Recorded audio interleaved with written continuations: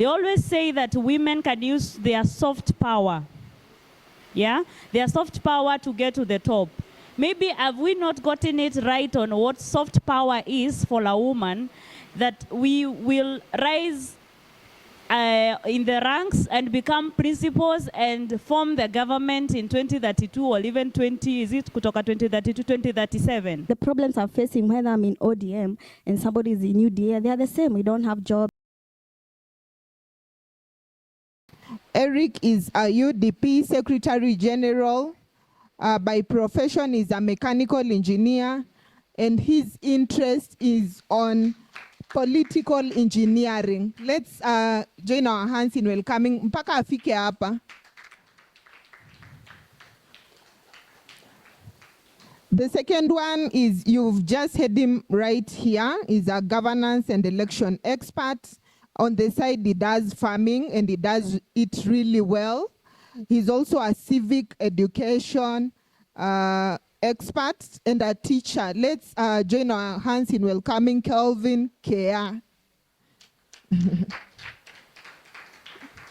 And the last one is a young lady, CEO, founder of TLK Media Network, a media entrepreneur for that fact. He's a public policy researcher and civic engagement advocate. Her name is Grace Nyambura. Yes, my panelists, I want them to tell us, because we already know them and they introduce themselves in the morning, I want them to just tell us one thing that nobody knows about them. One thing. We start from that end. They've said ladies first. One thing, well, nobody knew about me here, so now they know. Yeah, I'm Grace Nyambura Gadoni, the owner of TLK Media, so maybe you could support me by subscribing. She said many things, including private ones, so I don't know what to say. I once vied as a student leader at the university, and I lost. Thank you. This is a hard question. Anyway, this is personal. It brings out my character. I am a fighter.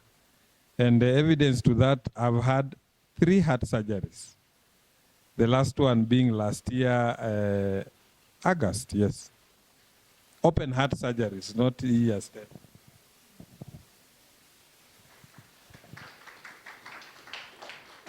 That's so good of my panelists. At least you've known it takes courage and it takes consistency, and also other people are fighting other things, but despite that, they are in this leadership space. I'll move on directly to our conversation, and today's conversation is on coalition building. And we've seen coalition is becoming a norm in Kenya, and I want to ask our panelists, are they driven by shared ideas, or it's simply pursuit of power? I'll start with the person who is in a political party.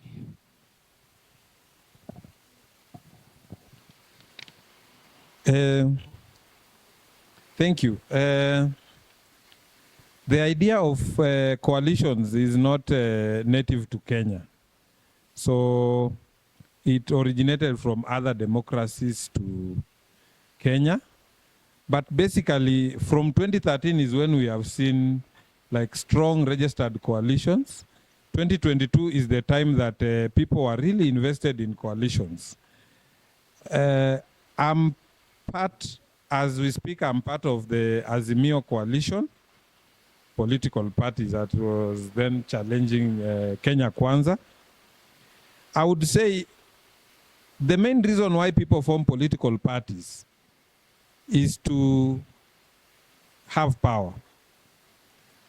Now, if you and your political party, you are not able to gain power, then you look at your next door neighbor.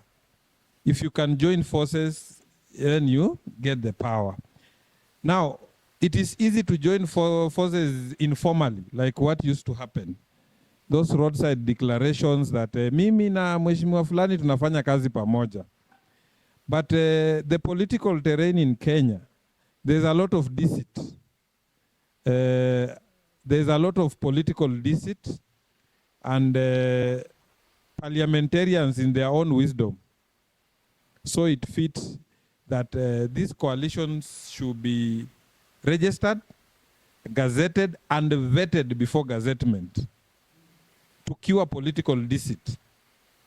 Also, to make them legal. So Azimio as an entity can be sued. So if UDP in their own wisdom saw it fit to accept 2 principal secretary positions, if we formed government, then we got none. We could actually sue them. So the reason we form these coalitions is to enable us get power in scenarios where an individual party is unable to do so. Secondly, it is to prevent instability. If the country is left to one person, then maneno inaweza enda mrama sana. So we see coalition as more stable way of running the country than just going as individual parties, because back then parties were individual, personalized. Moi was synonymous with KANU. PNU was synonymous with Mwai Kibaki the late, correct? So coalitions, you are bringing 2 diverse people or groups to form one. So the main reason is to actually get power and join hands so that you can get power easily and join forces together.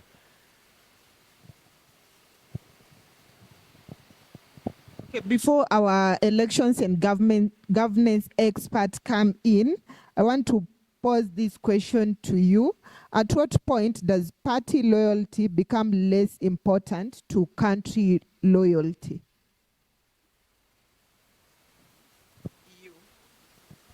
Me. Okay, thank you. At what point does party loyalty become less important to country loyalty? Interesting question. I think largely as a country, we have not had people who are loyal to the country. Love for country.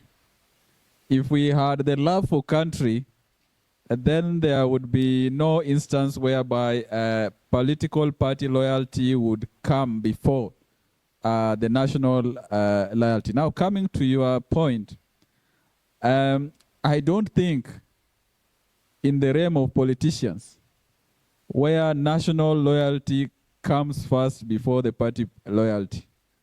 And I'm speaking the truth. You are in this country.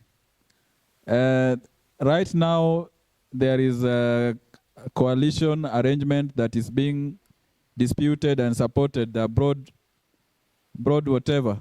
Some are calling it bloodshed, some broad-based.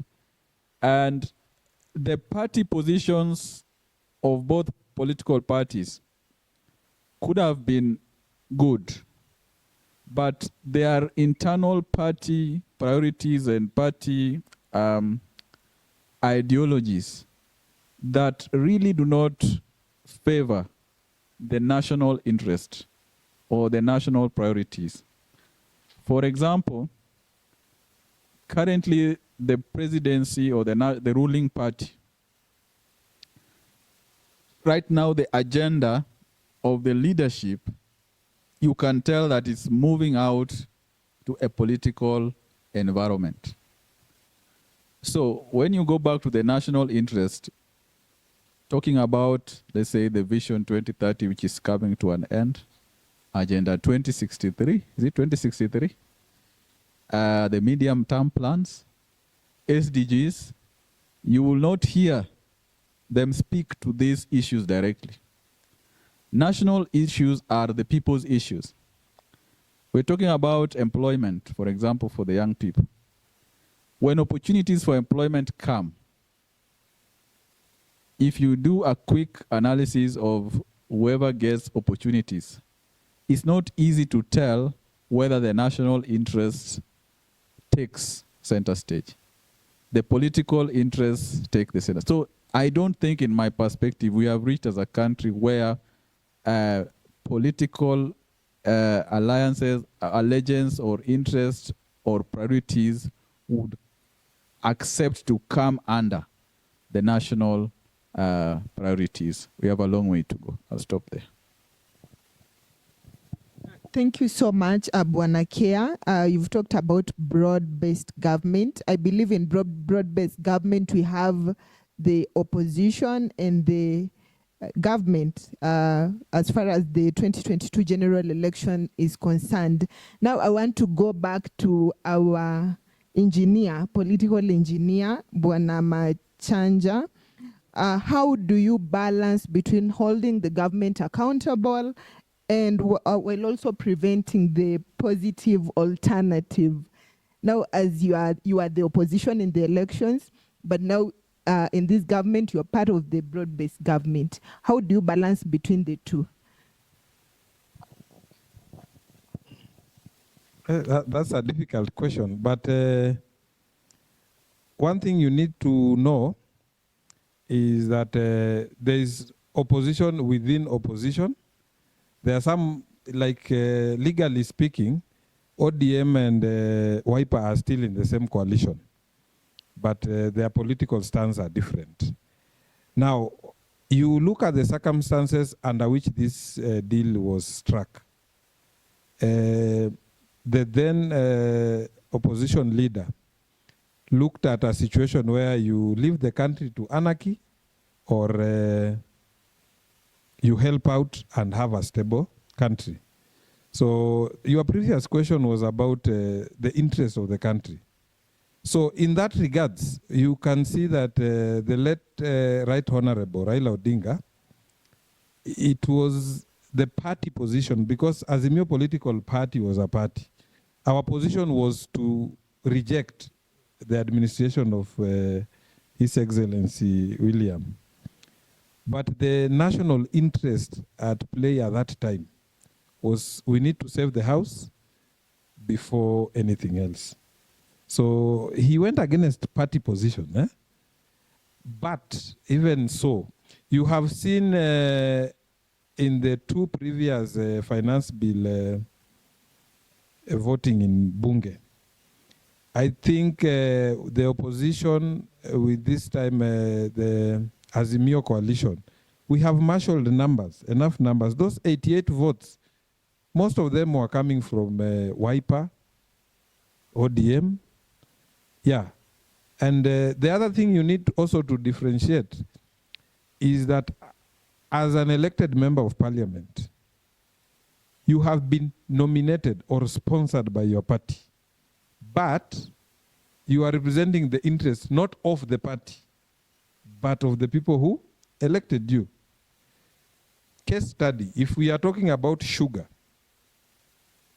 Beverly from Mumias wants people to plant sugarcane, because it is the economic mover of that region. But the party leader of the party is elected. She's elected from, maybe it's from Jubilee. The party leader was Uhuru. Uhuru wants to import sugar. So hapo Beverly akivote kuimport sugar, watu wa Matungu wanapiga yeye mawe. But that is the party position. Akisema ana reject, the party leader anamdiscipline, because so there is no black and white in this thing. Party discipline, there is no black and white. Because finance bill, the party position of UDA says, we are passing it because it is a government bill. Opposition, we are saying we are rejecting it because we don't want this government. But in your individual capacity and advised by your, the people who elected you, if they tell you that we have read this thing and this is what you are going to do. So you know, loyalty is to the people. Not the party is merely sponsoring you. Back to your question, we are doing the much we can in keeping the government in check. including questioning that finance bill, voting against it as an opposition. Those things that we agree with. You know, you cannot fight everything because in the end, this country belongs to all of us. If these budgets are passed, there is a road in Shinyalu being built. Even though we are in opposition, we expect it to be done. We will suggest those things that are not being done, but we expect the things that are being done, even with the rogue government, to be done to us. So there is no clear-cut black and white. And also there is loyalty to the party and the people who elected you. The party gave you sponsorship, but the people hold the mandate.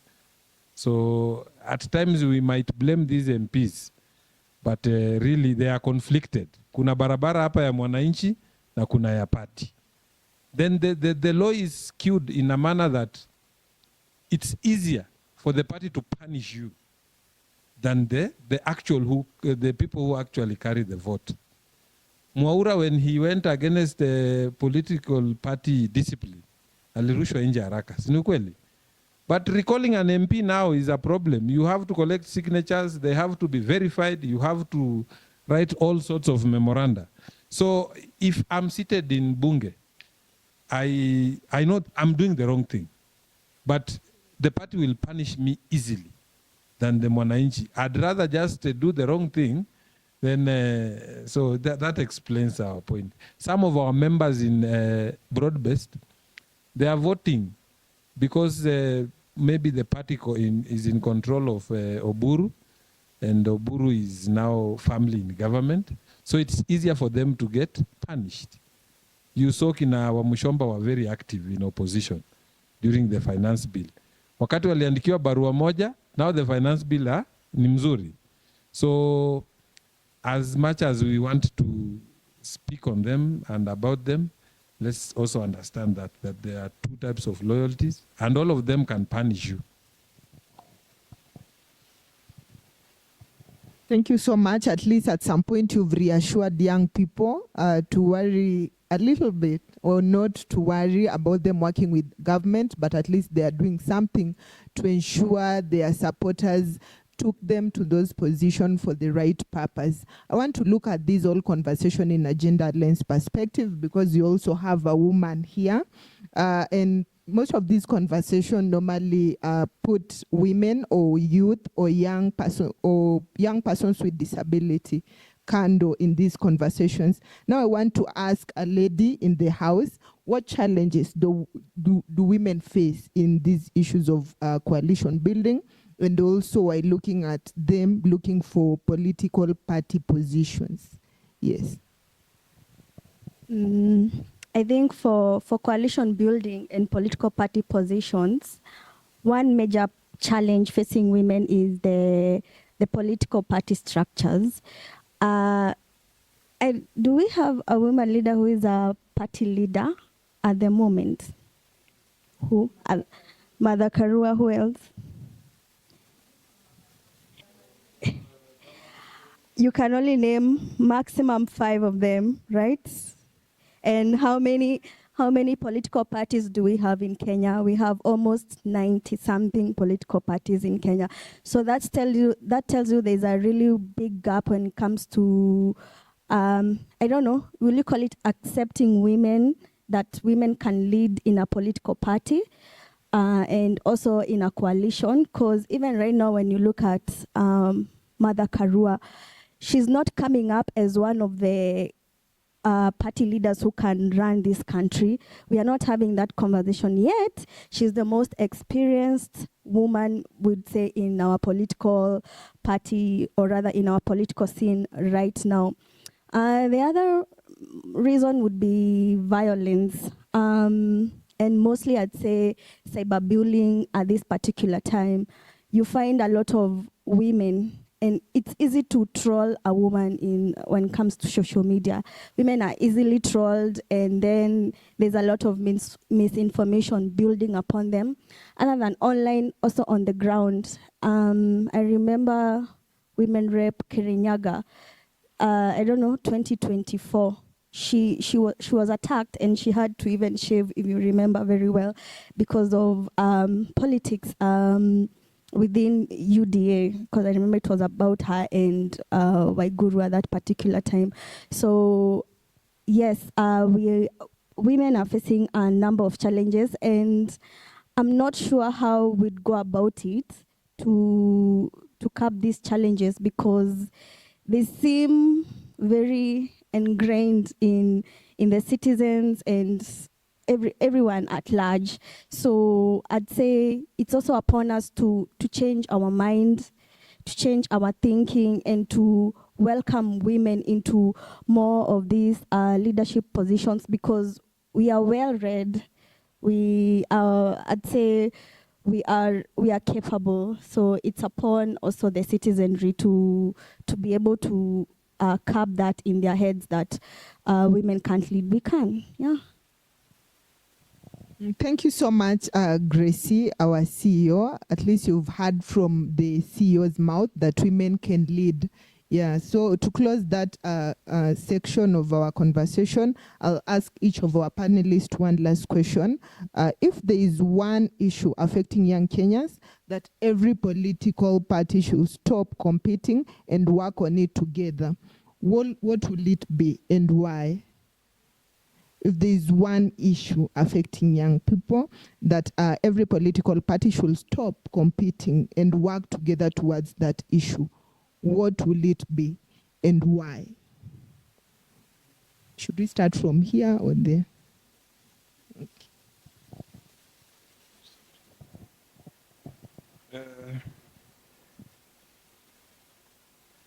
I'll start by saying that lawyers nowadays put down a phrase that we don't have, we are in troubles that we are facing not because of lack of laws, but the goodwill to implement the laws that we have. If we implement 100% all the laws and the supporting regulations on affirmative action, then I believe most of our problems will be sorted. If it is about political parties fund to do capacity building, political parties act says that at least 30% of the fund. So if we are speaking for UDA, that's around 170 million per year to do capacity building for women and youths. So if we implement, even in our counties, there is a fund set aside for youths, correct? Yeah, so if we implement, and my prayer is that parliamentarians help us, that any of those hanging regulations are passed and we implement the law 100%. The youth should be okay. Because youth is a transition period, you want somebody to hold your hand before you can walk. Then as a parting shot, I want to urge our fellow youths. Sifuna usually says something and most people take it for granted. He says, on these documents, coalitions and what? Baba used to ask Sifuna, umesoma? If Sifuna says nimesoma, then Baba anasign bila kusoma. It's true. And I want to give us, we have a resource that these old people don't have. We can read. If you are in a party, if you are in KANU, please read the constitution of KANU. Know where you can position yourself. So that when we are doing this coalition signing and whatever, you are also represented there. You fight for your youths there. These positions youths can also be fought for at that table. Read these constitutions. If it is maybe UDP may post, because we are required by law. Each party is required by law. At the beginning of the year, you present your budget to your members, the estimated budget and the work plan. If the youth activities are not there, please raise it so that you can also help empower your fellow youths. So let's read, let's position ourselves in strategic areas where we can help uplift other youths within our party and in coalitions. If we are in a coalition with Wiper, we can link up and uplift the youths within this coalition. to build that canopy so that tunashikana. Tukiwa tumeshikana watu hawataanguka. But if I'm hanging alone, it's easy. Ndaanguka tu. So that's my word to the youths. Wow, I don't know why the exam setter was setting very difficult questions. I think I once served as executive of a youth organization, and I had a lot of exchange with the Kenya Young Parliamentarian Association, the Kenya Young Members of County Association, KYMCA.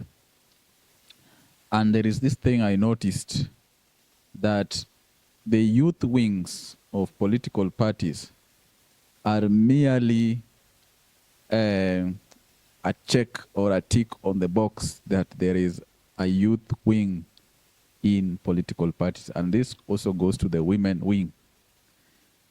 Why do I say this? You would find that there is anybody placed to take the leadership, just anybody, as long as that person looks like a youth or has a view of the youth and is placed to lead the youth wings of the political parties. I'm not saying that they are not qualified, but there are certain people or certain personalities currently who are not young. But when you ask the youth leagues of those particular political parties, you will see them. I saw them in 2022. I'm going to see them in 2027. To say the truth, those people are not young. So for me, a message to political parties is that they be deliberate on making sure the youth wings are active, they are fully led by young people, and then they are willing to mentor them and give the baton to them. I think, for heaven's sake, there was an engagement here between so-and-so and so-and-so who was here. If such opportunities would be there, then the elderly politicians would naturally or seamlessly stay at the back and let the young people take leadership. Because even them, they were actually young people when they joined politics. They were given platforms, maybe nyota yao ijafika, so they need just to allow the youth wings to operate, empower them, as you said. There is funds for this particular youth wings. Give them opportunities to showcase in media, give them opportunities to even work in the party structures. Like if Sifuna didn't get a chance to be the SG of ODM, he would have not found that publicity he has. And he got there when he was still young. Which other example can I give? Malala, Otsotsi. They were pretty young people. In Wiper, I see somebody there, Lemein. Yeah, he's very conspicuous. I can assure you the guy would be somewhere very soon because of the publicity that he's getting and the mentorship. Actually, even the other day, His Excellency Kalonzo put a public post about him on social media. So these are the things I'm saying. So a deliberate mentorship, deliberate support, and deliberate upbringing of the youth, and for the women's sake, also the women leagues. Thank you. In a political party, the only legal, let me say quotes, legal position of a youth is the youth leader. I think it's upon the political parties to be able to have at least set, if it's 30% in the NEC, if it's 30% in the directors, in leading the party structures, but also, as they have said, enforcing, mentoring, and all that. It's also upon us as young people to be, because they say power is not given, it's taken. The party is there, the structures are there, but if you are not really enforcing it, you will not be given, unfortunately. So it's also upon us, and maybe as a call to the young people here, clearly, I'd say we are not united, because as of right now, we are supposed to be coming up with a manifesto like the Manifesto Yetu team is doing. But do you know anything in regard to the Manifesto Yetu team? I'm sure half of you don't know about it, probably not, unless Kidi mentioned it. You don't know there's a manifesto that is coming up for the youths. That's why you're supposed to come up with one document. It doesn't matter which political party you're in or which affiliation you're in. We have common interest as youth. We have, because the problems I'm facing, whether I'm in ODM and somebody is in UDA, they are the same. We don't have jobs, we don't have all that. So it's upon us as youths of this nation to come together. That manifesto to document being made, go and put your input there.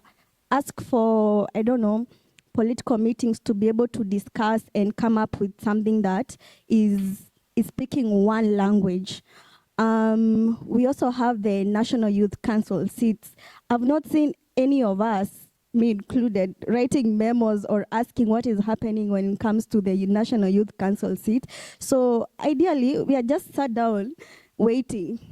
That will not happen. It's upon us to be able to be united and actually go and demand for whatever is rightfully ours and whatever is also not. Thank you. Thank you so much. That is very insightful from all of you. I have one last question. I'll give each panelist 2 minutes to answer that before I throw it back to our audience to ask. I'm sure you have more questions to ask our panelists. So I'll ask our first, let me start with the lady. Yes, and I'll ask, is Kenya's political system ready for women leadership? Or are we still treating gender equality as a political slogan instead of a democratic principle? I'd say the legal system is ready because we have the constitution that has allowed the 2-third gender rule. I'm not sure which article supports that too. So legally we are ready, but politically and culturally, we are not ready because a number of cultures, let's just be honest. We were talking with Gabriela today how even right now she has to go to the Council of Elders to be able to be endorsed for a political seat. So culturally, we are not ready, and even as citizens of this nation, being told that we are going to be led by a woman as a president, it still doesn't sit well with most of Kenyans. So, well, the law is there, the constitution supports that, but culturally and politically, we are not yet there. Yeah. Okay, before I go to our governance and election expert, and I've seen he's also an AI and technology expert from today, I'd want us to first go to the political party, and I'll ask you, at what point does loyalty to a political party become dangerous for democracy? Because you're also looking at how we'll navigate democracy in when it comes to elections in 2027. I think I had highlighted about this earlier when I spoke, because as it stands, the Kenyan political setup, political parties are driven by individuals, and it is the ideas of those individuals that take precedence in parties.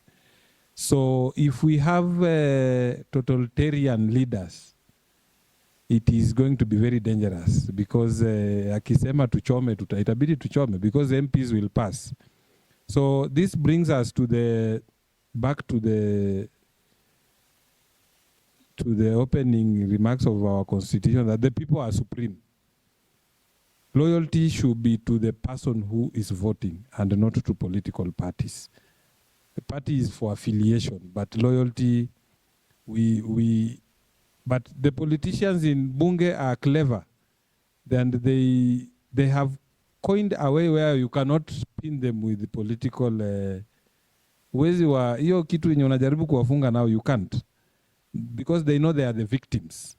So they have designed a law which uses things like seems, deemed, is deemed to have gone against. So proving deemed and seems in law is very difficult. So they have made that route which will save us if that situation comes. if we have a totalitarian leader who wants to take us the Hitler way, an MP will not come with the excuse that party loyalty was demanded. Because in this case, sovereignty belongs to the and not the party.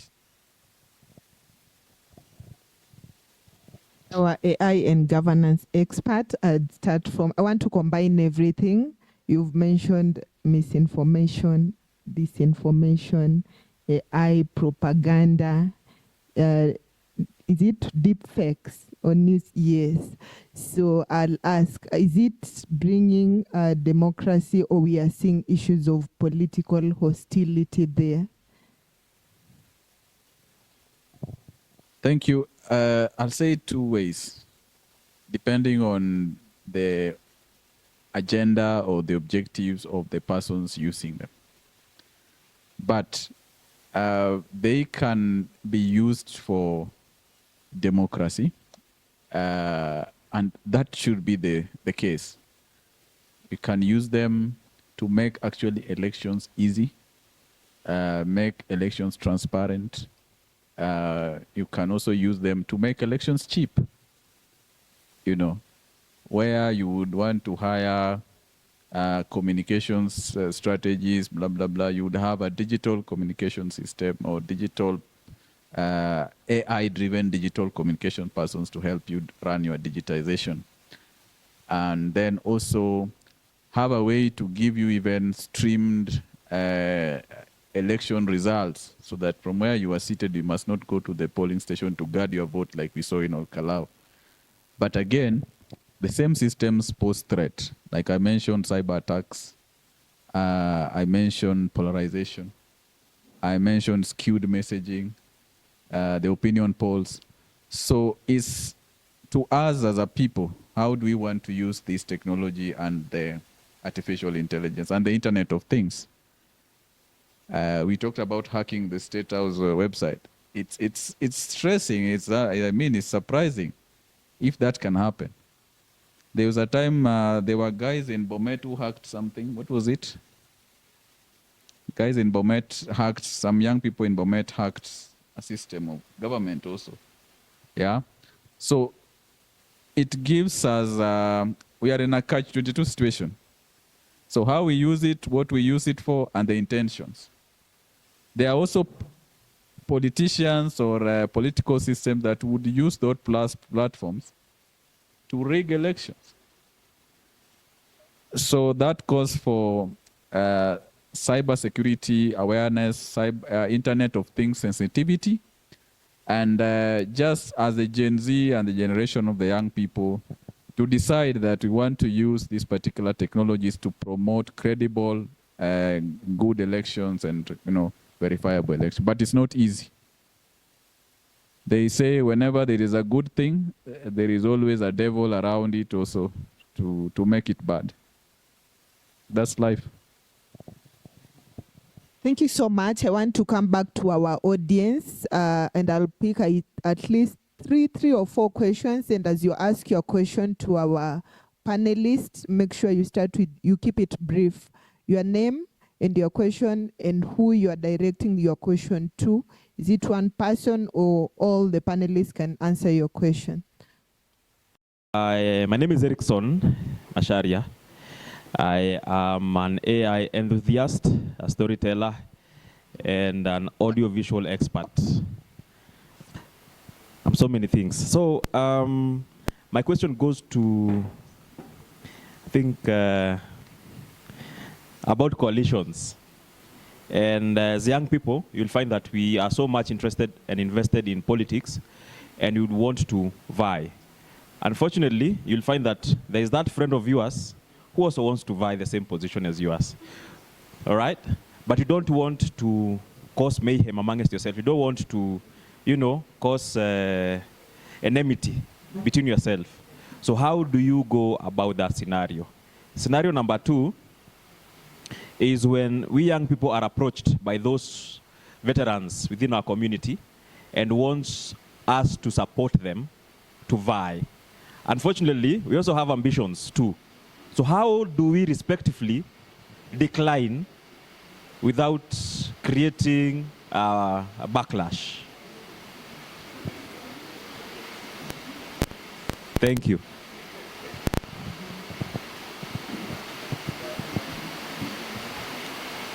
So good afternoon. My question goes to the beautiful lady. You see coalitions and women.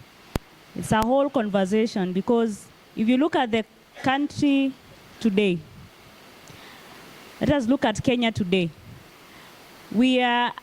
Every time we have principals, we only have Mother Karua standing as a principal from the political parties. Not because we don't have political parties led by women. We have them. We have counted them. We have counted Mapatano. We have counted UMP, Mama Kawira Mwangaza. We have, hiyo ingine ni gani? Yeah? There are others. Yes. And then also, when you look at when the government is being formed, most of the time, we get promises. Like maybe one day a woman will be a deputy president. Okay? So there is a conversation I would like you to expand on. They always say that women can use their soft power. Yeah? Their soft power to get to the top. Maybe have we not gotten it right on what soft power is for a woman, that we will rise in the ranks and become principals and form the government in 2032 or even 2032, 2037. Do you think it is possible that we start training women on soft power? That's my question. I have two questions. One, since the beginning of the multi-party on the year 1992, we have seen several coalitions coming up. At the end of the day, in Aisha, another one comes up, and it end up Kuisha. What are the challenges those coalitions face, such that as we withstand the heat of the political temperatures as from the day one of forming the coalition? Number two,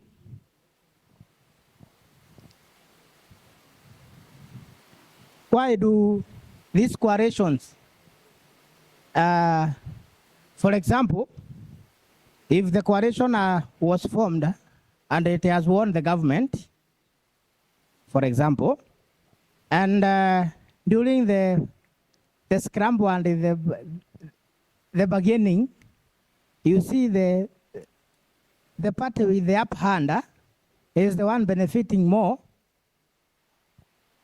and the one that is bringing something retro to the table in a pushed out.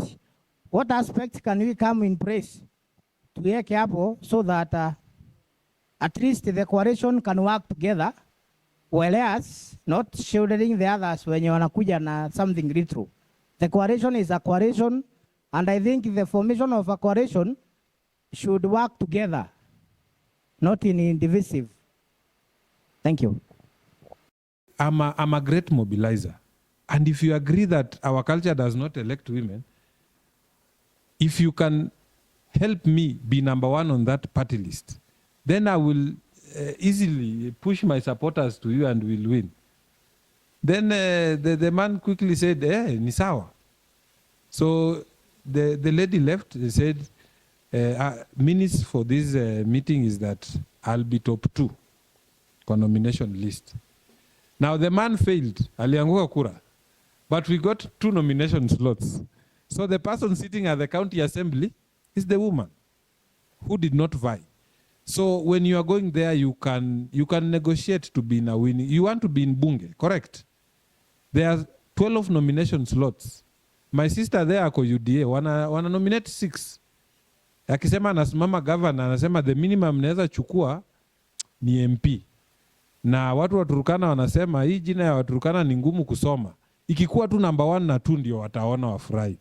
You know, you have lost what you wanted, but you are emerging as a winner.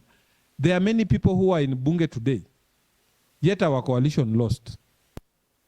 You can also negotiate, Madam here served as, it's called CEC.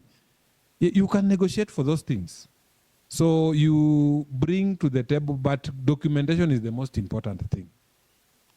Make sure that all your discussions are within the parameters of the law and the constitution guiding that party, but also the constitution does not override, the political party constitution does not override the Constitution of Kenya. So you also make sure that you are within the bounds of the Constitution. My friend there said that coalitions are formed every now and then. We have said simply, you are forming political party to acquire power.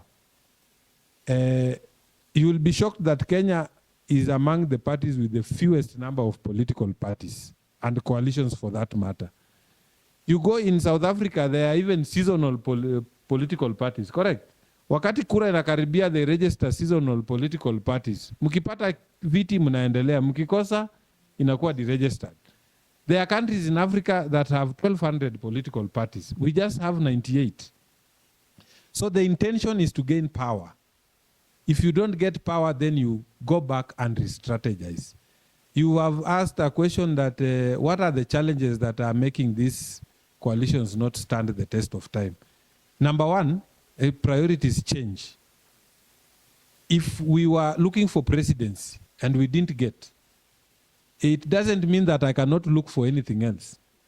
Kama tulienda kuwinda ndovu msitu, tumekosa ndovu. Should I not hunt a hare that is moving around, watoto wangu walale njaa? Ndawinda hiyo sungura, wakifika nyumbani waambie ninajua ni ndovu tuliendea, hatukupata. Wengine wanabaki huko wakitafuta. Secondly, in terms of priorities, Kalonzo Musyoka in 2022 was not an aspiring candidate after the negotiations, correct? This time round anataka hiyo kiti. And he also wants to work with Rigathi Gachagua, who was in the opposing camp. Now you are bringing somebody who was in Kenya Kwanza to be a principal in Azimio, to work with somebody in Azimio who was not a principal then. And remember, Martha is still there and was a principal. So that is why, you know, we have now different interests. We have reshaped, we have re-strategized. Also, some of these things, like financially, you know, this is what many people don't know. A single vote in Kenya is equivalent to 17 shillings. Now, this people don't know. Now, Azimio, as it was, got 6 million votes. Correct? You can now calculate times 17 times 5 years. That's a lot of money. With that, when you want to share these resources, and the Kenyans fight because of resources, always, hakuna mtu anachukia tribe ingine, it's basically resources. So on the table you have 6 million times 17 times 5 years. You want to share. When signing the coalition, Raila will tell you that tuendeni tu tushikane pamoja, tuende. After Raila anaanguka kura, you know now what is there is the money. He will tell you, ODM ndio imepata viti mingi, si ndio? Now the question of equity and equitable comes in. They tell you, wewe mwenye uliambiwa usisimamishe candidate, we are now going to award you money with the weight of your vote, what you got. Na unajua sisi wote tulichukua tukasema Raila anasimama na Azimio. Angesimama na ODM, pesa ingeenda ODM yote. Angesimama na chama yangu, ningepata hiyo pesa yote. But because it is a coalition, a minute. Now we have to argue with equity and equitable. And going forward, I think it is one of the things Azimio ilirudishwa nayo. We were not compliant in that. We signed something which we later on, which we didn't read through quickly. Na kila mtu akasema sawa, mimi nipe tu yangu niende. Kama ni hivi mmeamua, mnipe yangu niende. Including MDG, I've seen MDG here. MDG is a beneficiary of the Azimio Political Parties Fund. And MDG is in Kenya kwanza. But unajua walikuja wakasema mmeamua ni hivyo, mimi mtupee tu yetu tuende. So going forward, I think as political parties, you know, this is the first time we were testing the integrity of the of depositing those coalitions at the registrar. And we've seen they are implemented there to the latter. Sahi watu watakaa chini mpaka waandike tukipata shilingi 10 tutagawana aje. So that's one of the challenges, resources. The other one is a change of priorities. And the other one is Kenya is a rapidly evolving political landscape. Unalala na mtu leo, kesho ako UDA. Kesho kutwa ako UDP, correct? So they keep fluctuating, and we appreciate that. Thank you so much. I want us to go to the lady and the soft power question, but before she answers that, he's mentioned a very critical thing, winning, emerging a winner in a losing scenario. We have women in the house, and he mentioned about getting a winning seat when you feel like you feel or you believe you are going to lose when you go. But then we have a different perspective as women. We want more women to go to these elective seats. So as much as you consider the winning seat, ensure to also we want more women in elective positions. Back to you, Gracie. Okay, the question was more on soft power.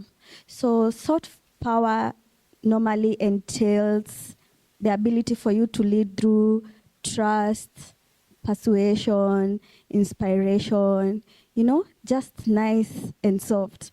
But looking at politics in Kenya, since time immemorial, I don't think we go into elections or even into political power softly. It's never soft. Even right now, there's a lot of force being used. There's money there. There's violence, patronage. There's nothing soft about it. It's almost as if women are considered, what you say, a second opinion, or just in case there's no one there, there's no guy there, then you will have it. So in my opinion, you can't go through political power, to be specific, through soft power, not unless it's other, I'd say, what would you call them? Other sectors like the humanitarian world, diplomacy, then soft power works there. Or rather, when you clench that political power using hard power, then that's when you can go soft. There's a book written by Julia and Ngozi on women in leadership. They talk about from how you dress, from your hair, and all that. You, as a woman, you'll be patronage, or rather, you'll be criticized from the list of things, even the shoe you're wearing, whatever you're wearing. So it's upon the women of this nation, or women who are vying, to be able to curb, I'd say, to reduce some of these issues that you'd be judged upon. If it's hair, the book advises, if it's hair, just make it straight, or have a signature look that people just know you, that's it. Otherwise, you can't be soft on the streets here, or rather in boardroom. People will just listen to you, no akuvuke waende to the next person. So it's upon you. If you look at, I like to give a good example. She was the ANC director, now she works at UDA. She used to stand up and say, "You've not introduced the director of ANC party. You can't, where's Peter?" Say she of course wali join with UDA. Ungem Peter, she used to stand up and say, "It's me, I'm here, and I served at this position." So it's, yeah? Yeah? Yeah, Ndani, you know her. So yeah, Ndani, Miss Ndani. Yeah, you have to be aggressive, unfortunately, until you clutch that power. Then you can use your soft powerness to be able to lead a team. Yeah. Okay, thank you so much. 30 seconds to our governance expert. Just comment something as we close. Yeah, there were no questions direct to me, but I will say something about the women and then the coalitions. So I think we should also be positive somehow. there is hope that women can lead. All they need to do is to demonstrate that they are there and they want to lead. We have had a chance with governors, and we need now to look at the outcomes, whether the counties governed by women have had better development as compared to the men. This should be able to take us to another discussion whether these women governors are potential presidential candidates into the future. Lastly, on the same, when you look at the civic space, most of the development organizations that are spearheading real change are headed by women. So it's just a change of the things for them to come into politics, and I think we'll be able to see some change. On coalitions, I wanted to remind you during the grand coalition government of the former late Mwai Kibaki and former late Raila, when they were signing an agreement before, it was the one they removed Moi. Yes, to the NAP, yes. That particular time, when Kibaki was being elected, before he was elected, he was just a presidential candidate. But the moment he was elected, he turned to be president-elect. So the negotiation changed. The negotiation we had was before the guy became a president. Now he's a president-elect, and you cannot change anything about it. So he had the powers, and the people around him were able to change the agreements that they had. So coalitions is not very, very easy to make them stick, as it said. There are many dynamics that happen, things change, but as these things change, we are happy that the Registrar of Political Parties is helping us to make some of these things straightened. The gentleman who asked about his friend vying, you reminded me in the university, I was supporting somebody. Then as we were campaigning with the person, the students were telling me, you are supporting somebody, you are better off. That. So they pushed me to vie. Actually, I defeated him on the ranking. But coming to him, I think as he had said, you need to exercise the internal party avenues. If they don't work and you think you can move out, there is the option of going independent. Of course, you need also to check the timing, because there is the window for which you can decide to vie as an independent. Or alternatively, move to another political party that is sellable within that particular region, so that you flex your muscles. If you so think, you have not been heard. So, but ideally, if you can negotiate within the political parties, it is better for you to have something, or the other person to have something as the process goes on. Thank you. Okay, thank you so much. Thank you to our panelists. If you're a young person thinking of vying or opening your own political party to join or coalition building with other political parties, feel free to have more discussions over tea with our panelists. Otherwise, thank you so much for this session. You can clearly see that Interparties values the intellect of young people. If you look at our panel discussions, watu wachanga, vijana, ambao wamejaa mori. Ladies and gentlemen, permit me to invite my brother Neil Armstrong from the great party CCU to give us closing remarks and to prepare us for tomorrow. Thank you very much.